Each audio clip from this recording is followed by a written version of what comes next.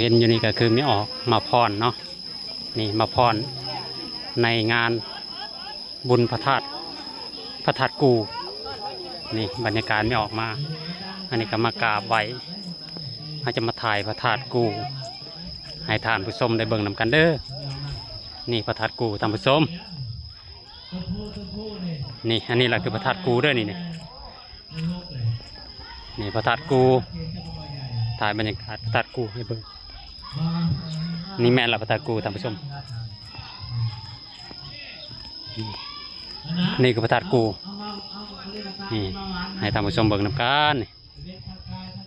นี่พระธาตุกูท่านผู้ชมถ่ายบรรยากาศอ้อมๆให้เบิ่งเด้อนี่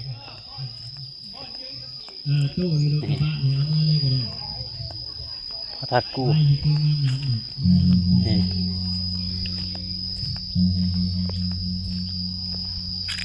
บรรยากาศอ้อมๆ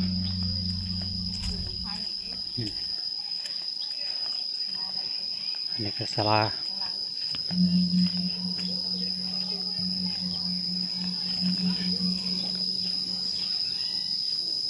ถ่ายบรรยากาศอ้อมๆนี่คือพระธาตุกู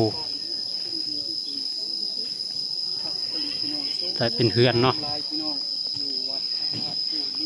พระธาตุกูเด้อนี่เด้อนี่บรรยากาศอ้อมๆนี่จะเป็นแบบนี้เป็นหินเลยท่านผู้ชมนี่เป็นหินนี่ก็เช่นเดียวกันกับพุทธรูปหิน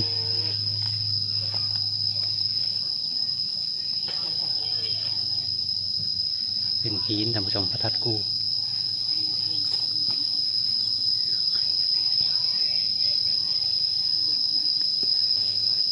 กาดมอมถ่ายพระธาตุกู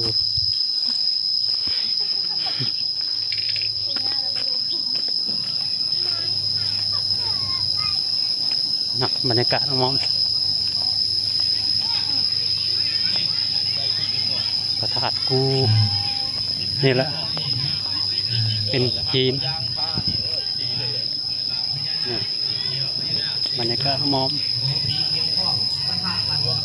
ท่านผู้ชมบรรยากาศของพระธาตุกูถ่าย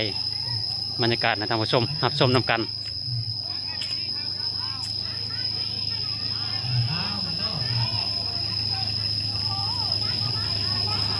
มัน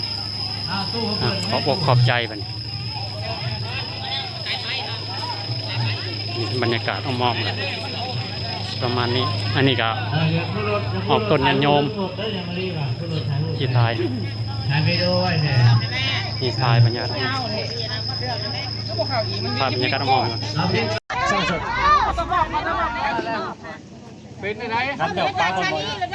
ก้องข้าวมอบมาเนี่ยมอบให้รถเทียไซเอาให้รถเอาเป็นได้หมอกผ่าน1 2 3ว่าถ่ายเอาเนี่ย1 2 3